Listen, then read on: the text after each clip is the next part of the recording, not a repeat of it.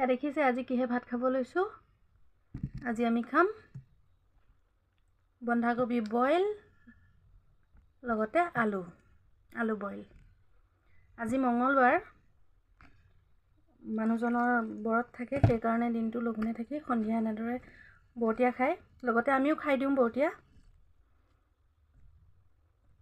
Boil খাই মই ইমান ভাল নাপাওঁ, তথাপিতো মঙ্গলবাৰ দিনটো খাই দিওঁ। ঘৰত মানুহ যিহেতু আমি 4জনহে, ল'ৰা ছোৱালী 2টা লৈ, সেইকাৰণে আমাৰ কাৰণেনো কি আৰু এক্সট্ৰাকৈ বনাম, সেইকাৰণে আমিও লগতে আজিৰ দিনটোত বইলে খাই দিওঁ। তিনিওজনকে খুৱাই বোৱাই আজৰি কৰি মই খাবলৈ বহিছোঁ। এতিয়া ভিতৰত গৈ তিনিওটা উৎপাত হৈ আছে। অকণমান খাবা আলু? তোৰ এক্সাম কিমান কেতিয়া? আলু টমেটোও খাম। টমেটো খাবা?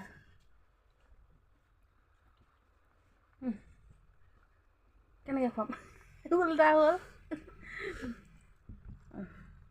হৈ গ'ল ভাত অকণ খাবা?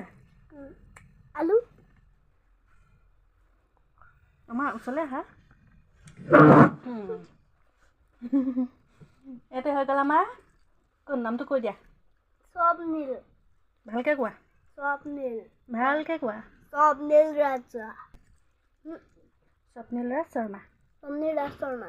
স্বপ্নীল ৰাজা। আৰু অকণ খাবা? মোক চেৱকে কৈছিলে হয় নেকি? আলুকণ। আমাৰ স্বপ্নীলে বহুত কথা পাতি থাকে, হয় নহয়? বহুত কথা কয়, মুখখন খটিয়ে নাথাকে। চব্জি খাই কেনেকুৱা লাগিছে ধুন? মজা। মজা? অকণ খাবা? এনেই টমেটোকে খাই দিম। টমেটোকে খাবা? মজা লাগে টমেটো। টমেটো খাই বহুত ভাল পায় মানুহে, নে? ভাল পাওঁ। আৰু কি ভাল পোৱা? বন্ধাকবি আৰু ব্ৰকলি আৰু গাজৰ হেল্ডি ফুড ন এইখিনি? আৰু বাটাৰ।